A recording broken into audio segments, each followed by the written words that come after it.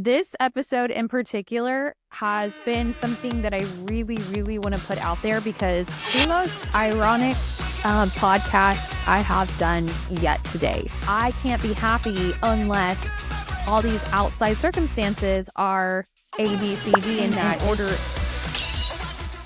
Oh my God.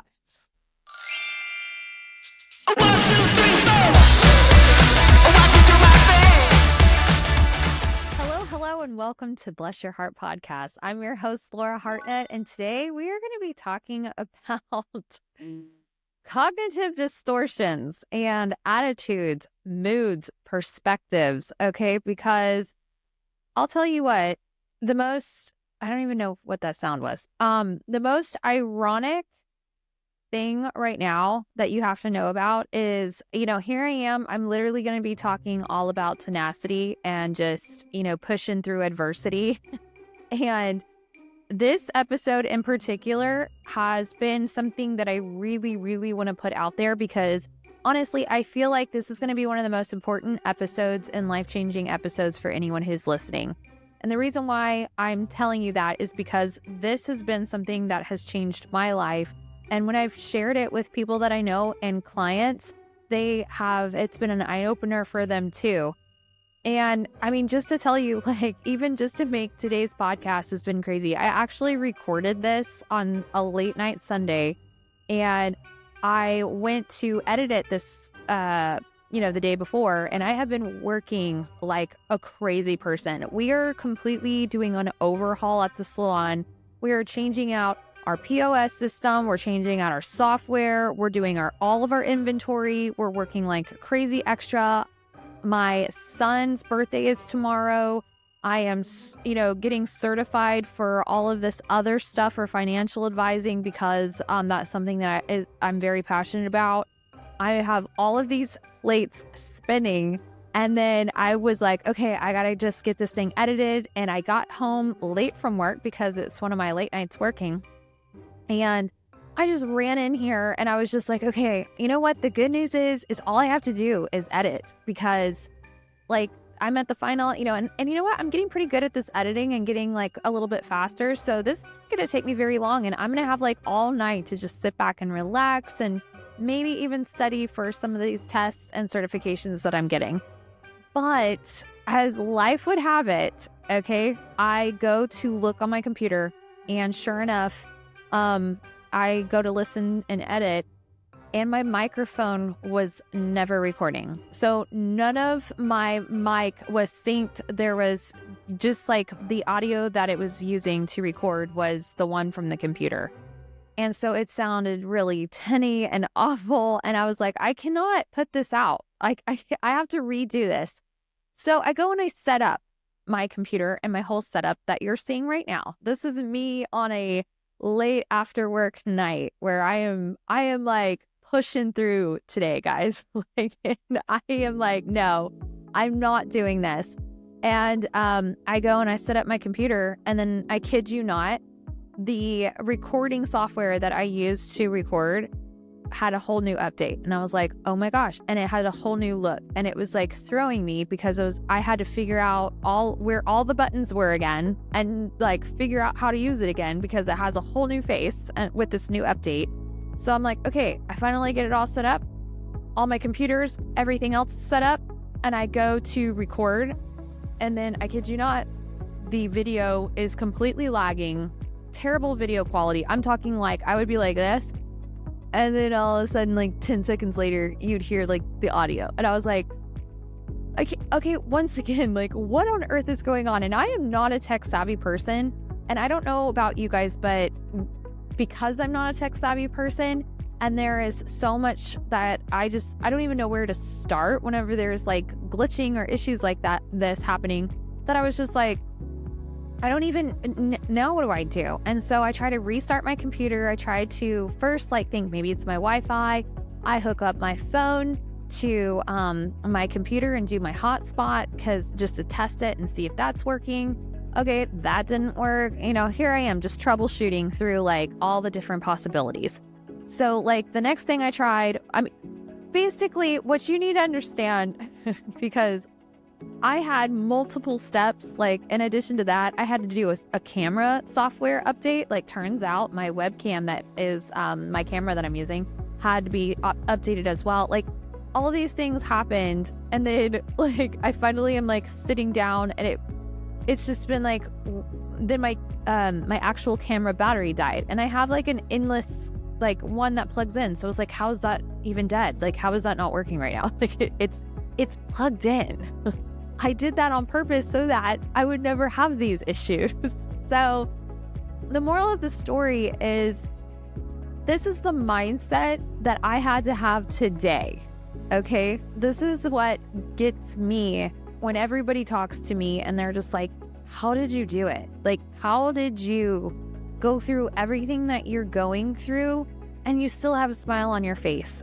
And it's because of the lessons that I'm going to talk to you about today. Okay, so that's why this is just so important. And I don't think, like, if you're a spiritual person, like, I think that the fact that this episode has been so difficult for me to put out here, and I'm sure there's going to be many more like things and mountains that I'm going to have to move in order for this to get published. However, I am now seeing it as my mission, because it's just giving me more affirmation and more belief that this is going to be something that changes your life. I genuinely believe that. So let me go ahead and get started. Like, let's get started on this, because are you ready? Because I sure am. Let's go out there and let's change your life today, right now. Okay.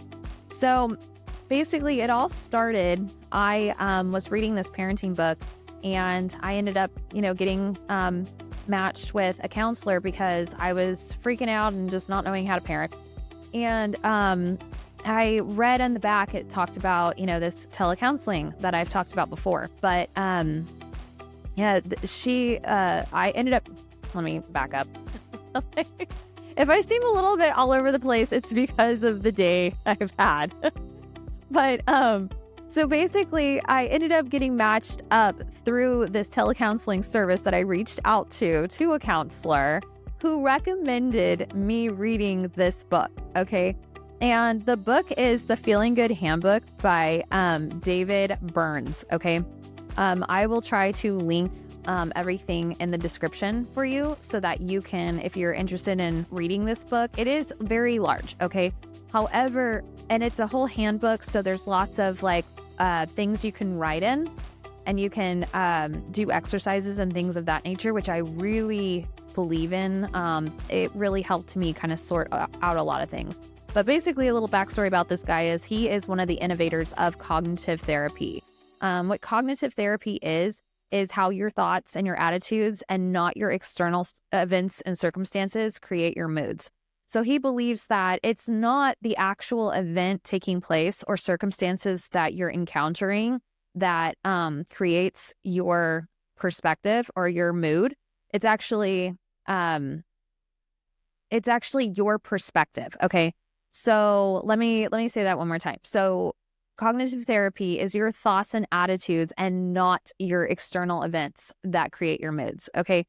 And the reason why that's so important is because a lot of people with the victim mentality, they come out and they believe like, I can't be happy unless all these outside circumstances are A, B, C, D in order in these ways, right? And so that is not actually true. The truth of the matter is yes, these external circumstances definitely create something in us that affects us. However, we do have more power than a lot of people realize to create a better, more healthy perspective, which will then give us a better mood. Okay. So the way that it's broken down, there was a psychologist named Dr. Albert Ellis. And he came up with the ABCs of emotions, okay? A being the actual event of emotion that causes the emotion. So, for example, let's use divorce, okay? So that's the actual event, divorce. The B is the belief you tell yourself, okay? I'm no good. And then C is the consequences. So a result of that, the consequence of this thinking is depression, feeling like I'm not good enough and just being like, stagnant and just thinking, well, if I'm not good enough, I'm not capable of anything, and just getting stuck in the cycle of depression. So, the idea is, how do we break through this thought process? Like, how does this work and how can we change it, right? So that's what this whole Feeling Good handbook is all about, is basically the event that takes place and then the belief that it creates. We have to take a look at that belief and what causes that belief. Like, what is the story that you tell yourself when an event happens? Like, I got divorced, I'm no good. Well, maybe it's because you are telling yourself some sort of distortion. So there is a list of 10 distortions that David Burns has come up with. And part of my healing journey, whenever I was still married, actually, and this is like, and I call it my healing journey because my healing journey really started taking place soon after I got married, because that was whenever I started realizing that I'm not really getting my needs met. I'm not feeling good in this marriage, and I started just questioning kind of my reality. And I started wondering, okay, there's a problem here, but I'm trying to assess the problem. And so through searching and looking, and I came across this handbook, it became such a part of clarity for me to really start assessing what the problem was. And so by basically process of elimination is how I started kind of realizing, like, and honing in on what issues I had to do to change. And part of that was establishing boundaries, etc. But also understanding like how my thoughts that I was having were affecting my moods and my attitudes. And there's a level of maturity that happens. However, if you have never been really taught these coping skills and these key concepts, then you may never mature past, a certain level. And so this has just made me see the world in such a better, positive way. And with this, 10 cognitive distortions, I'm going to try to look and find a link so that I can also give you that link in the description box, because I want everyone to have access to what I had, which I printed out this chart that gives the distortion and examples and explanations of it. And I used to put in page protectors that were all in my kitchen, because that's where I was mostly. So if you print this out and you put it wherever it is you're mostly, like, are you in the car a lot? Are you at work a lot and you need this next to your desk? Like, put this in a prominent place in your daily life to where you can refer back to, because in order for this to be subconscious, it first has to be conscious. So you have to be first intentional, and the more and more you do it, because that's the thing that I realized, is because this wasn't natural to me, and these weren't things that I had been taught to do, that in order for it to become more natural, I first had to be very intentional about doing it. And at first, I'll be honest, it feels like a very slow process because it's breaking it down. It's like almost learning math, but it's like emotional math for the first time. And so at first, yeah, it's really difficult. And then you start to master it the more and more you use this. Okay. So I want to just encourage you to definitely, print this chart out, and you'll start noticing the stories that you're telling yourselves that are creating these moods that you have that are negative aren't necessarily true, and you can also change that perspective if you start noticing like certain things that you're doing. Like, I'm always telling myself this, and why am I saying that, man? And you start having this awareness of these distortions, and you don't even realize like how hard you've been on yourself and how hard you have been stuck in this negative loop. So this will bring about your awareness. And that is really the first way of changing anything, is having that awareness. So I'm going to go through these so that you can understand what it is, and then just give you those tools, because you know what? Why not? I think like this is going to be something that's going to be so good for you. So, all right. So the 10 forms of twisted thinking. Okay. These are the distortions. Number 1 is all or nothing thinking. So you see things in black or white categories. If a situation falls short of perfect, you will see it as a total failure. Okay. When a young woman on a diet ate a spoonful of ice cream, she told herself, "I've blown my diet completely." And this thought upset her so much that she gobbled down an entire quart of ice cream. So yes, so the all or nothing thinking is like, okay, this is never going to work. I took a little bit of a bite of something, therefore I'm a total failure. I might as well eat it all. And there goes failure out the window because of a perspective and a thought that we had. Number 2 is overgeneralization. You see a single negative event, such as a romantic rejection or a career reversal, as never-ending pattern. You commonly use words of defeat like always or never. Like this always happens to me. Like if you end up with a really crazy morning where, coffee spills on you and you stepped in a pile of dog poo, I don't know, but just something like where you're like, I always have issues in the morning. Like my mornings are never good. Like I just am always encountering, problems or whatnot. Work is always, driving me crazy. It's getting stuck in this overgeneralization. Okay. Just my luck, just that negative mindset. Number 3 is mental filter. You pick out a single negative detail and dwell on it exclusively so that your vision of all reality becomes darkened. So basically that would be like you obsessing over something mildly critical that your boss told you or a client, to where it's like you had all of these great things happen throughout the day, but then this one mild critical issue happened, or, maybe not even mild, but like you had several wins, but then there was one, like we can call it a loss. And you just go, I just zoom in on that and I zero in on that and I cannot break away from that. Number 4 is discounting the positive. So you reject positive experiences by insisting they don't count. So if you do a good job on something and it's like, well, yeah, no, I mean, that's one of my strengths. That doesn't really count because we all know that I'm good at that, and it's like, but I did this bad, So discounting the positive. Number 5 is jumping to conclusions. Okay. There's 2 forms of this, which are mind reading and fortune telling. Mind reading is without checking it out, you arbitrarily conclude that someone is reacting negatively to you. So a really good example of mind reading would be, let's say you're at a mall and somebody is waving to you, or no, I'm sorry, back up the example. Okay, you're at the mall and you see somebody that and you're like, kind of acquaintances, kind of friends, somewhere in between there. And, you see them and you're like, kind of like, okay, well, I mean, I want to say hi. So you start waving and then they kind of look at you and then just walk away. And then you're just like, whoa, she didn't even acknowledge me. And then this is where mind reading happens.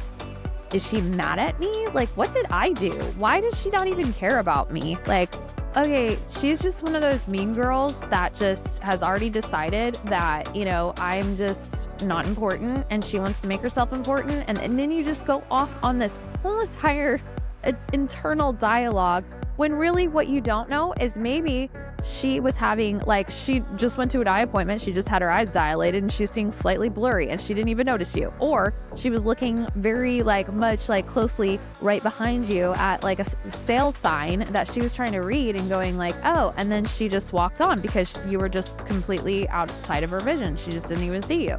I mean, or, there's so many different variables that could have happened, but you've already pinpointed and painted a whole story about why this person doesn't like you and whatnot.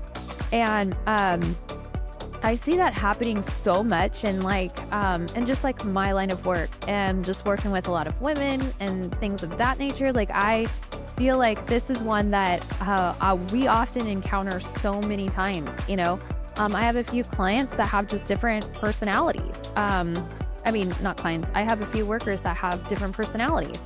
And, one is not a morning person. And she very often gets misunderstood for being people are I think she's upset with me about something whenever I have a new person who's working there. And I'm like, no, she's not. She's really not. She's genuinely just, not a morning person, and just give her a minute. Don't start doing the mind reading, and I feel if people really understood these distortions, and by just understanding and having an awareness that wow, I'm totally mind reading this and jumping to conclusions right now and saying it, okay, maybe I'm making making too much into this. Like, okay, you can put a pin in it and be like, okay, I'm kind of curious about this. I'm not sure if there's something I did do. But you know what? It's not worth just dwelling on it, the whole entire morning. And just like I told these girls, I think you're going through this whole like mind reading experience. And they're like, what are you talking about? And I explained it to them. And I said, because the truth of the matter is that is something that I myself thought at times with working with this person. And then when in reality, what it was is I was like, okay, I caught myself mind reading. And I said, you know what? Until I know more information and I have more information to go off of, I'm just not going to worry about it right now. And I didn't. And come to find out, like, she was totally fine. And she came out of these moods once the coffee settled, just like a lot of people, and I started recognizing her patterns and understanding her more and realizing, like, had I have been reacting to my own ideas of what was happening instead of really the reality of what was happening or giving reality a chance to bloom, then I would have completely been reacting to a false idea and creating a problem that didn't even exist. And so I feel like this is something that, people can stop, especially in the workforce, many times. And if you do have an issue because this is like reoccurring and it's like, okay, no, there's definitely a coldness here, then at that point, then go and confront the situation and say, hey, I feel like I haven't really gotten a chance to talk to you much. Is there something that's happening that maybe I'm not aware of? Because if so, I would definitely like to, clear the air, figure out how I can fix it, because I don't know. I just felt like there was something going on, so there's like, you're not coming at it from a puffed up, frustrated, feeling where you might not even have something to even know. They might be like, no, I'm so sorry. Had no idea. I've just been kind of in this whole thing that's not even, related to work or you. I'm so sorry. Didn't even realize that. And honestly, that's even happened before because I've been like, hey, is everything okay? And then she's just like, yeah, I've just been, going through some stuff. Okay, so it's nothing here because I just wanted to make sure. And no, it's something here. Like, it's totally fine. I'd let you know if it was. I'm like, okay, as long as you let me know, like we're good. So the other one, fortune telling, is you predict things that will turn out badly. Before you take a test, you tell yourself, I'm really going to blow it. What if I flunk? Or if you're depressed, you may tell yourself, I'm never going to get better. This is something, this fortune telling is definitely a distortion that people with addictions get stuck in. So it's like anytime that you make a mistake when making progress or you do a slight failure of some sort, you just basically tell yourself, like, I'm going to fail this. I don't even know why I'm trying, So that's part of that. Number 6 is magnification. So you exaggerate the importance of your problems and shortcomings, or you minimize the importance of your desirable qualities. This is also known as the binocular trick.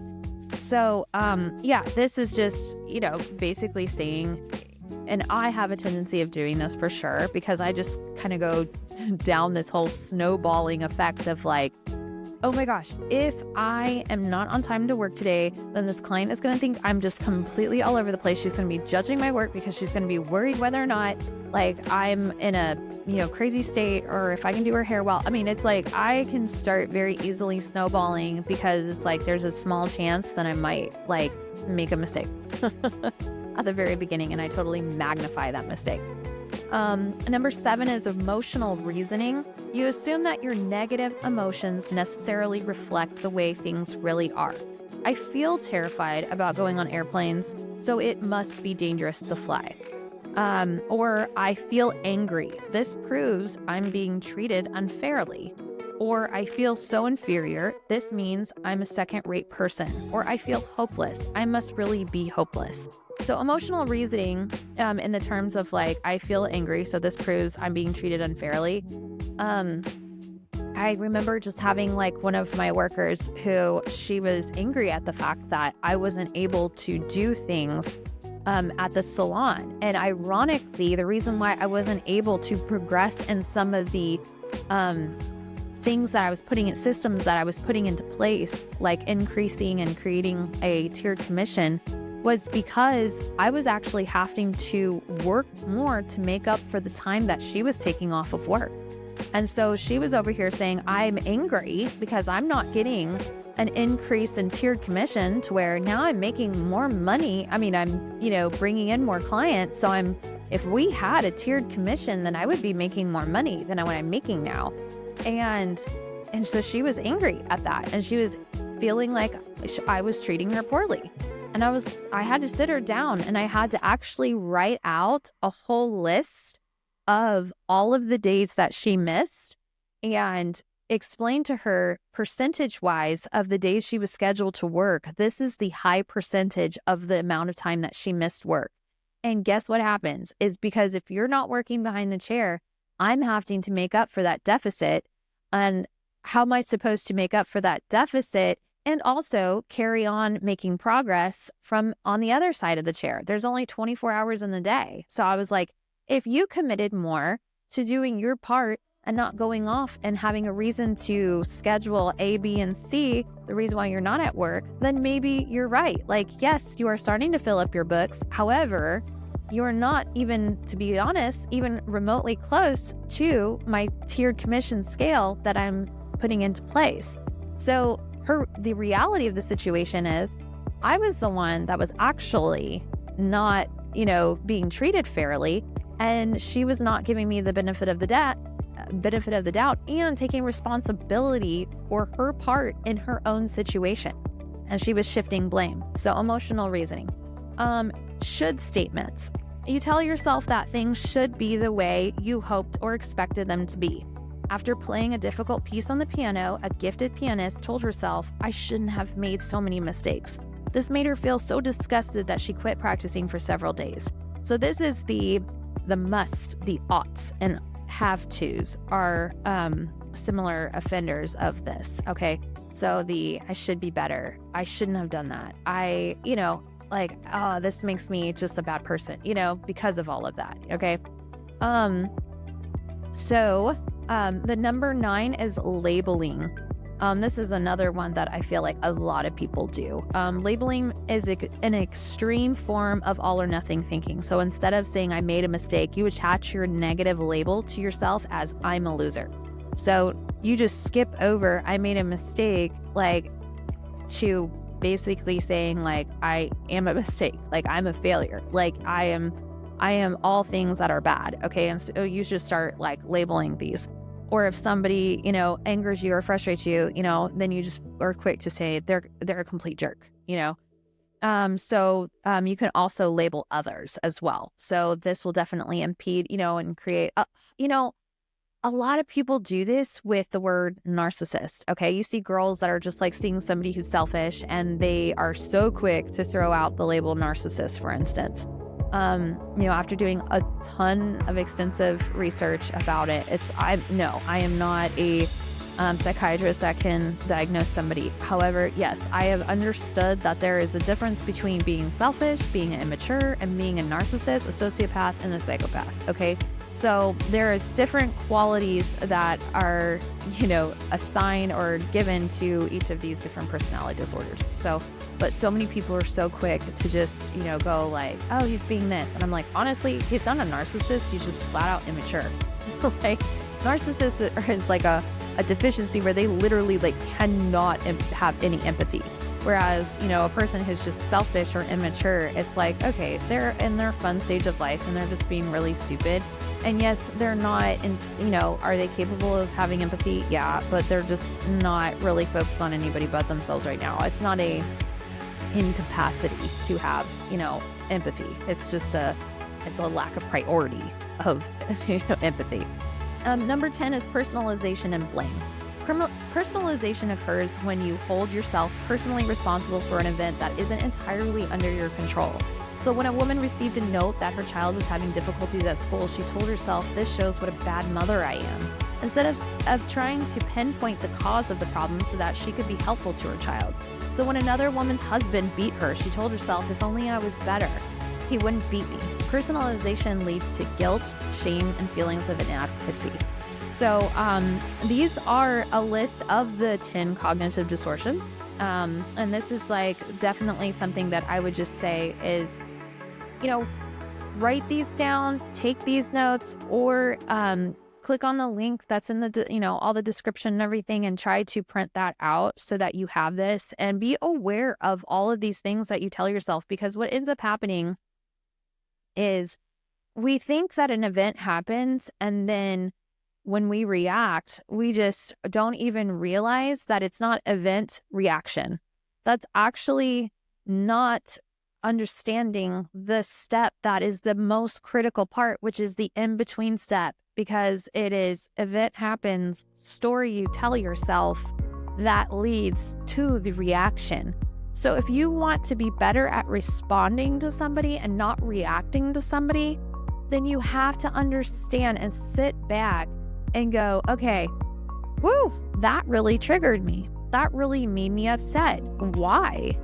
Why did it make me upset? And you can't go so quickly to the reaction phase, because you have to go, okay, do I have a reason for being upset? And sometimes you might. Like, it's not to say you have a reason or you don't, but you should definitely, before you are, coming in with guns a-blazing, you have to first understand, and this happens even with ourselves, like if we're trying to solve a problem, first part is in identifying the problem, is to identify, okay, what part is actually the problem that is their responsibility and what part is it my responsibility?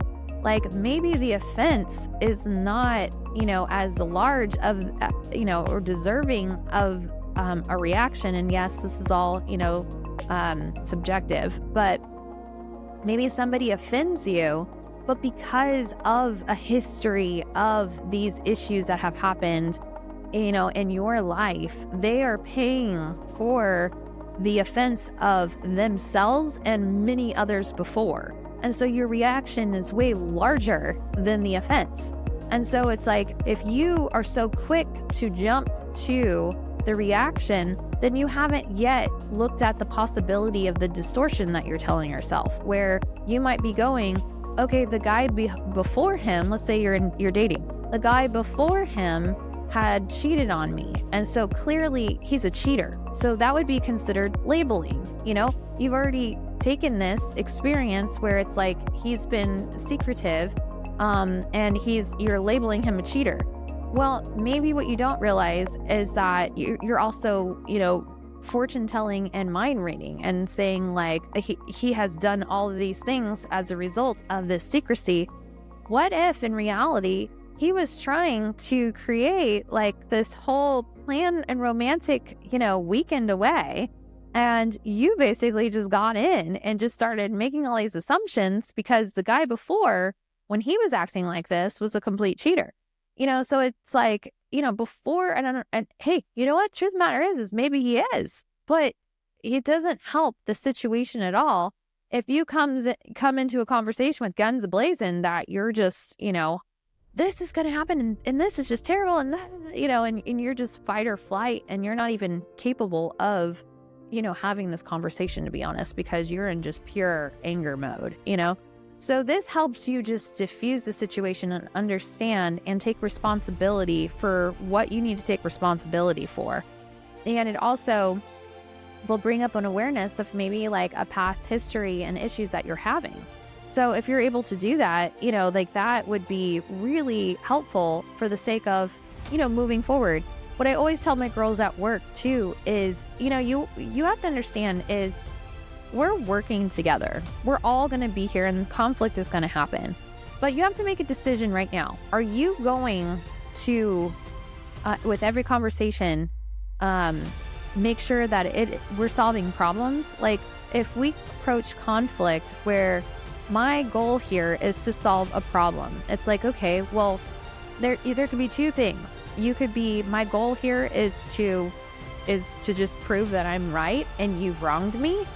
Well, okay, if that's the goal, okay, what's the bigger goal? Like, because if I can prove that, then what? Then I can, if the bigger goal is because really you're just frustrated because you want this other person to have responsibility and you're tired of taking on responsibility for this person. Well, if you're causing a reaction that's so like big then people can't focus because you're creating a whole nother problem. So it's like now there's like, it's such a distraction from the original problem. Like, let's stop making yourself a distraction. Stop causing more problems that distract from this other person, and just let's sit down rationally and let's ask questions, and let's both agree to, can we both agree that the goal here is to solve a problem here? Like, there's clearly an issue.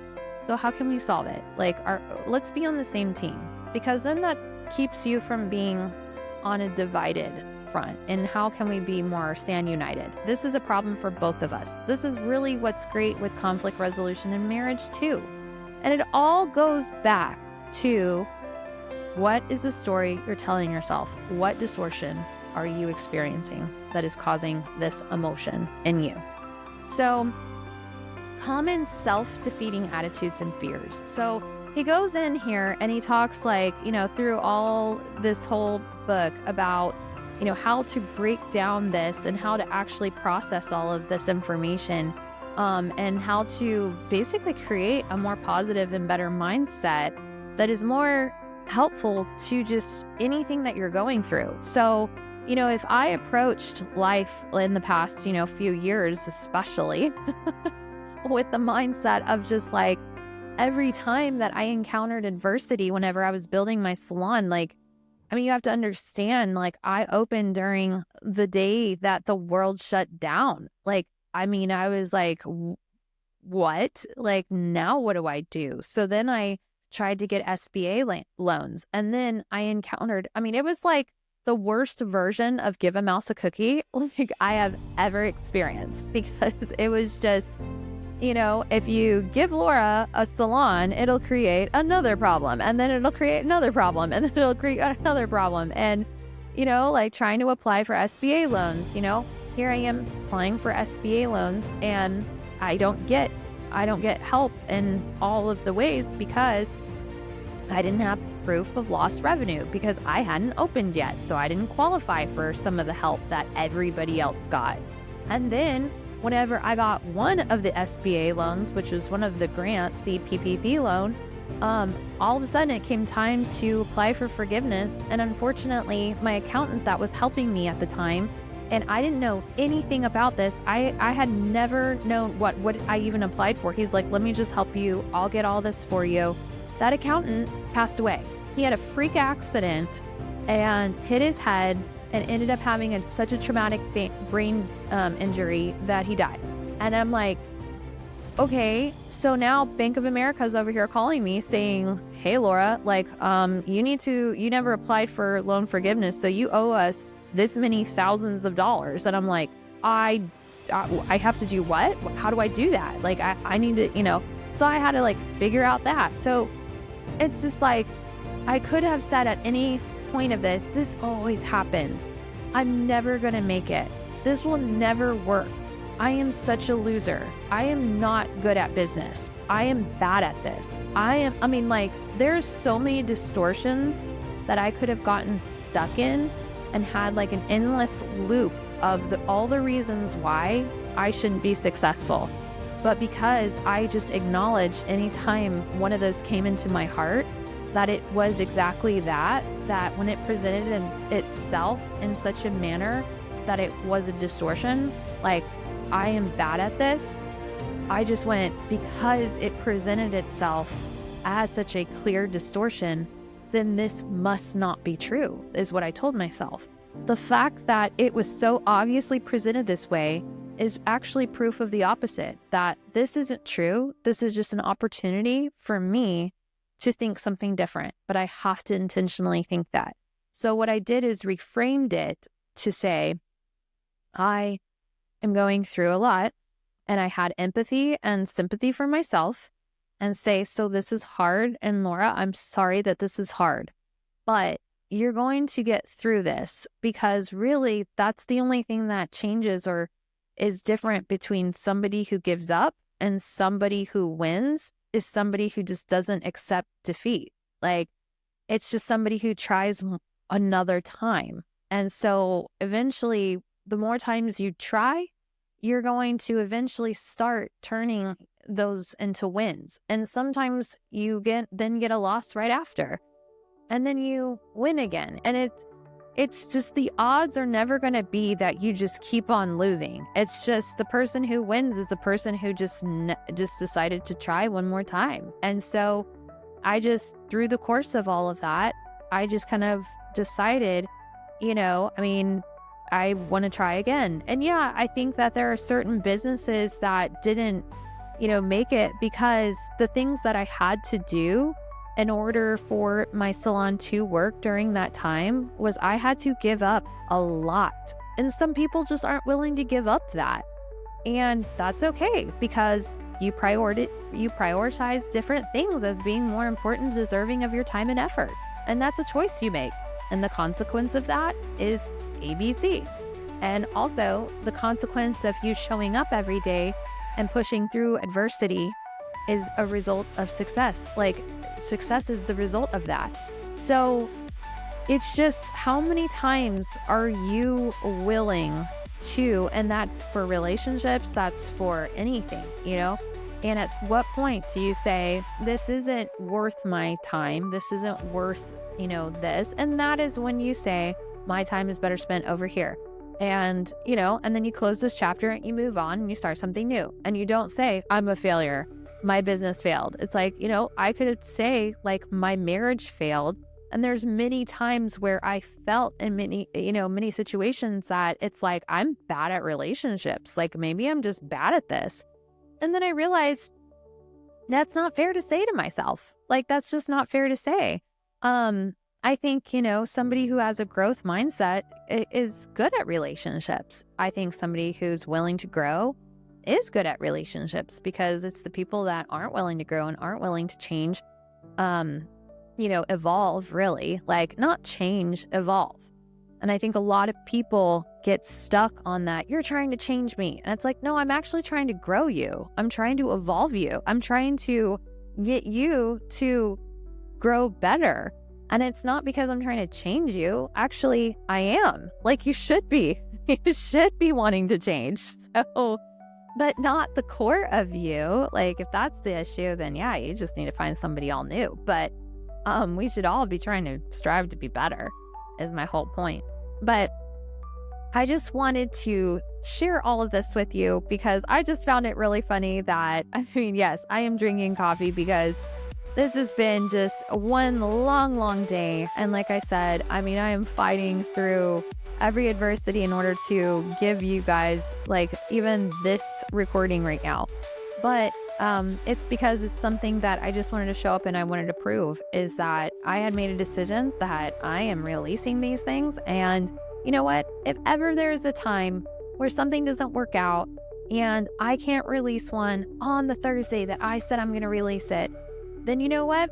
I'm just going to let that be one, failure. And I made a mistake in my planning, or things happen. And then I'm going to just keep moving forward and keep releasing one the Thursday after that, So life's going to look messy. And I'm currently reading this great book by Matthew Kelly. If anybody's interested in reading like really good audiobooks too, Matthew Kelly is just one of my favorite authors ever. And that's the name of the book, is Life is Messy. And it's just, the message is so true and cuts straight to the core of things, where, life's not perfect and it's going to be crazy. It's going to be messy from time to time. But the truth of the matter is, that doesn't mean that it's not worth living. And if you can learn to embrace the mess in people and in relationships and in experiences, you're going to just really enjoy life so much better. And I think that that is the thing that this whole experience of mine has given me, is a new lens. Because if I just expected life to be perfect, and it's almost the closer you can be to perfect, you are stuck with having this black and white thinking. And I've been fortunate that my life has been so chaotic that it never even came close to having the ability to be perfect. And that itself has been a gift, because I have had to befriend the mess. I have had to learn how to enjoy it, even when it is messy. And there's a lot of people that just look at me and wonder, how on earth are you still smiling? And it's because you just learn to embrace the mess and just tell yourself, I could be upset, I could be all these things, or I can choose to take control back. And that's what cognitive therapy and distortions are all about, is taking back the power that you so quickly give away to circumstances and people and decide to think differently. And so if you have any more questions about that, I'd love to hear from you. Please feel free to reach out to me on my Instagram at Bless Your Heart Podcast. And, comment and DM me, because I read all of that stuff. There's also a link somewhere in some of these podcasts where it says, text me. You can also text me too. So I would absolutely love to hear back from you. Make sure you like and subscribe to my YouTube channel. I'm really trying to grow that so that I can start, getting some more things up and out there that I've been wanting to do. So if you wouldn't mind just giving me a thumbs up, a liking, subscribing to wherever it is, leave a review, a positive review. That would really mean so much to me. If whether or not this episode has impacted you in a good way, that would be so awesome. And until then, I'm going to be recording all the other ones that didn't end up recording later on so that we can keep this whole thing going, okay? All right, thank you so much, everybody, for joining me. I'll see you next time. Bye-bye.